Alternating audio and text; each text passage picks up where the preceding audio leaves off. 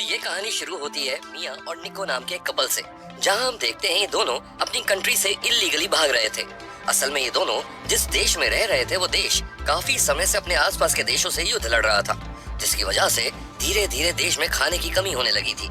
जिसके बाद सरकार ने बूढ़े, बच्चे और यहाँ तक कि प्रेग्नेंट औरतों को भी मारना शुरू कर दिया ताकि खाने की कमी को खत्म किया जा सके। इसी वजह से मिया और निको ने अपनी बच्ची को खो दिया था और अब अपनी जान बचाने के लिए ही वो दोनों इल्लीगली उस देश से भागकर आयरलैंड की तरफ जा रहे थे।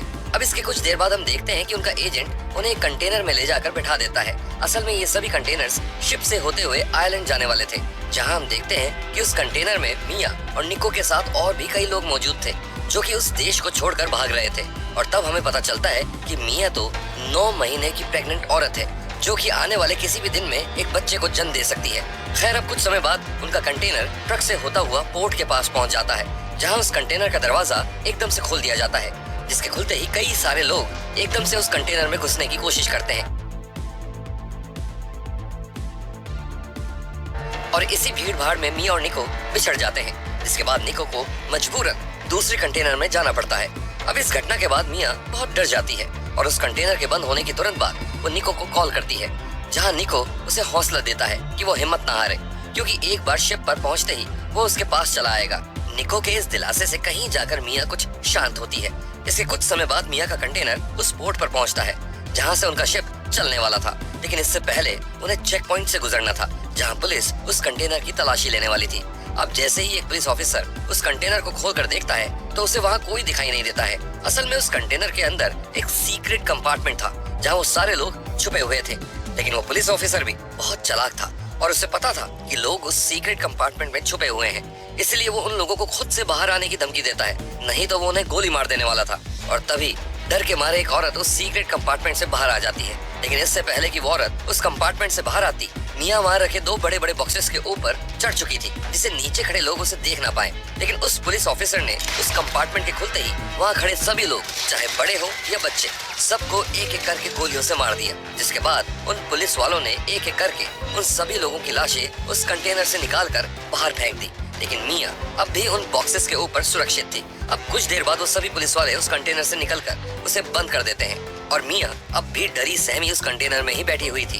अब थोड़ी देर बाद मिया के कंटेनर को शिप पर लोड कर दिया जाता है और मिया की शिप निकल पड़ती है आइलैंड की तरफ, जहां उस कंटेनर में बैठी बैठी मिया वहां पड़े कुछ सामान को चेक करती है, जहां उसे कुछ खाने का सामान, ड्रिल मशीन और फोन जैसी कुछ चीजें मिलती हैं। अब रात होने के बाद मिया को नींद आ जाती है और वो सो जाती है। तभी आधी रात को मिया की एकदम से नींद खुलती है, क्योंकि उसका कंटेनर जोर जोर से हिल रहा था और जैसे ही वो कंटेनर में बने एक छेद से बाहर देखती है तो उसे पता चलता है कि असल में उसका शिप समुद्र के बीच एक तूफान में फंसा हुआ है।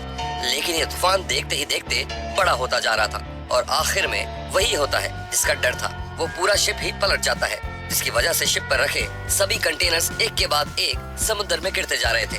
और जैसे ही मिया का कंटेनर पानी में गिरता है तो उसे एक जोर से झटका लगता है, जिसकी वजह से उसके सर पर चोट लगती है और वो वहीं बेहोश हो जाती है। अब कुछ देर बाद मिया की आंख खुलती है, तब वो देखती है कि उस कंटेनर के सभी बॉक्सेस इधर उधर बिखरे पड़े हुए हैं, साथ ही उस कंटेनर में थोड़ा बहुत पानी भी घुस आया है। इसके बाद जब मिया उस कंटेनर के छेद से बाहर देखती है तो उसे चारों तरफ सिर्फ समुद्र ही दिखाई देता है। ये सब देखकर मिया बहुत डर जाती है और अपना फोन निकालकर अपने पति निको को कॉल करने की कोशिश करती है, लेकिन उसके फोन की स्क्रीन इतनी बुरी तरह से टूट चुकी थी कि उसका फोन काम ही नहीं कर पा रहा था। इतने में मिया की नजर उस कंटेनर के नीचे वाले हिस्से पर पड़ती है, जहाँ उसे 2 छेद दिखाई देते हैं, जिनसे लगातार पानी अंदर आता जा रहा था और अगर जल्दी से मिया ने उनका कुछ नहीं किया तो उसका कंटेनर डूब जाएगा। इसलिए मिया एक एक चीज खोलती जा रही और किसी में ईएफ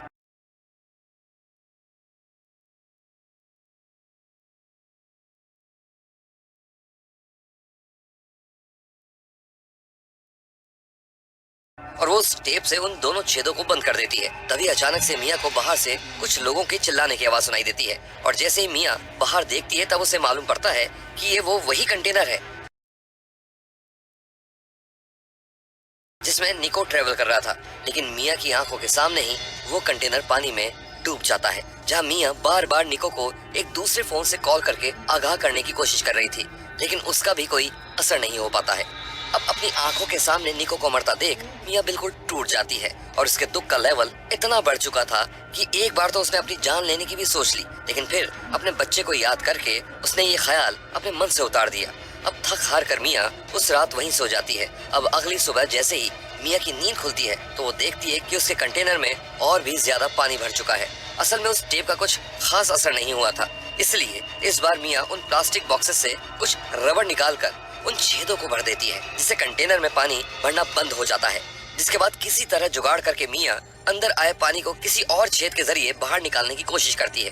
तभी अचानक से मिया के दूसरे फोन पर एक अननोन नंबर से कॉल आता है और ये कॉल निको का था, जहां निको उसे बताता है कि वो उस शिप पर था ही नहीं जिस शिप पर मिया का कंटेनर था। और तब कहीं जाकर मिया की जान में जान आती है।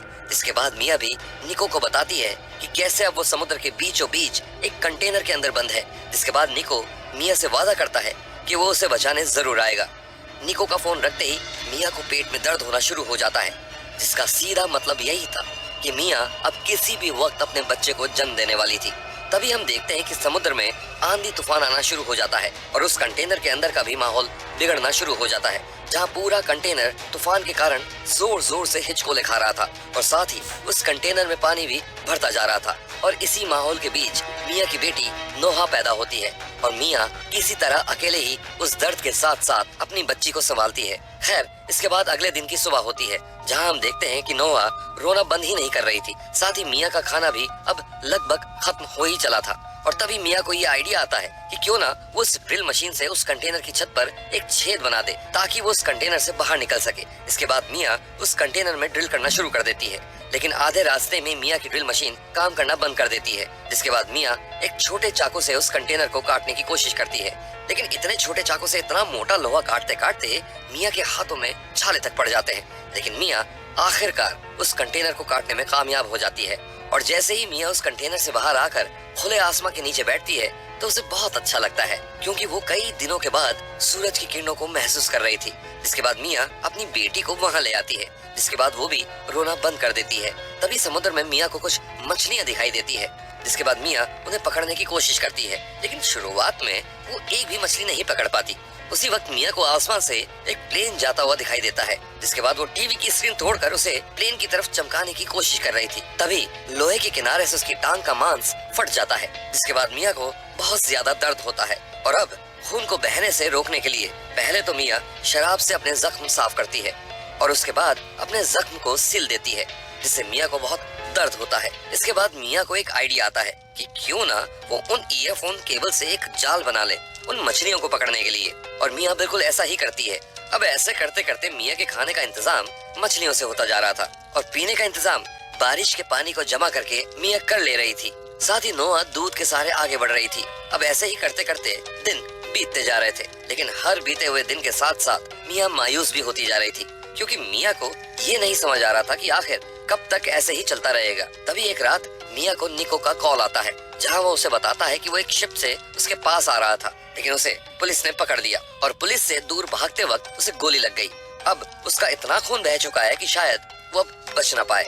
आखिर में वो मिया से माफी मांगता है कि वो उसे बचाने नहीं आ पाया। जाने से पहले मिया निको की उसकी बेटी नोहा से बात करवाती है। अब ये सुनने के बाद मिया बहुत टूट जाती है, क्योंकि उसे समझ में नहीं आ रहा था कि अब वो करे तो क्या करे, लेकिन मिया को जीना ही था, वो भी अपनी बच्ची के लिए। और सही मायनों में मिया अभी तक जिंदा भी सिर्फ इसलिए ही थी क्योंकि वो अपनी बच्ची को सुरक्षित देखना चाहती थी। इसके बाद अगले दिन की सुबह होती है और मिया उन प्लास्टिक के बॉक्सेस से एक छोटी नाव बनाना शुरू कर देती है ताकि वो किसी भी बुरे हालात में नोहा को बचा सके। अब इस नाव को बनते बनते रात हो जाती है, जहां रात को अचानक से अपने आप ही उस कंटेनर में पानी भरना शुरू हो जाता है। जिसके बाद मिया अपना जरूरी सामान लेने उस कंटेनर में आ जाती है, जहां उसका पैर एकदम से उस कंटेनर में फंस जाता है, जिसके कुछ देर बाद वो कंटेनर भी समुद्र में डूब जाता है। उधर नोहा अपनी नाव के सहारे समुद्र की लहरों की वजह से उस कंटेनर से दूर हो जाती है। उधर कंटेनर में फंसी मिया किसी तरह खुद को छुड़ाकर उस कंटेनर से बाहर निकलती है और वो सबसे पहले नोहा के पास जाती है, जहां जहाँ वो देखती है कि उसकी बच्ची तो ठीक है ना। अब ऐसे ही उस छोटी सी नाव के सहारे तैरते तैरते अगले दिन की सुबह हो जाती है, लेकिन मिया की हालत बिगड़ती जा रही थी और इस तरीके से तो वो ज्यादा समय तक जिंदा नहीं रहने वाली थी। तभी हम देखते हैं कि वहाँ से गुजरते कुछ मछुआरे उस छोटी सी नाव को देख लेते हैं, जिसके बाद वो लोग नोआ और उसकी माँ को उस विशाल समुद्र से बाहर निकालते हैं। और जैसे ही मिया को होश आता है तो वो सबसे पहले अपनी बच्ची की खबर लेती है, जहाँ वो देखती है कि वो आखिरकार आयरलैंड पहुंच चुकी है, क्योंकि वो मछुआरे आयरलैंड के ही रहने वाले थे। और इस तरीके से लगभग 1 महीने तक अपने हालातों से लड़ते हुए न सिर्फ मिया ने खुद की जान बचाई बल्कि अपनी बेटी की भी। तो ये थी नो वे फिल्म की सारी कहानी। आपको ये कहानी कैसी लगी हमें कमेंट्स में जरूर बताइएगा।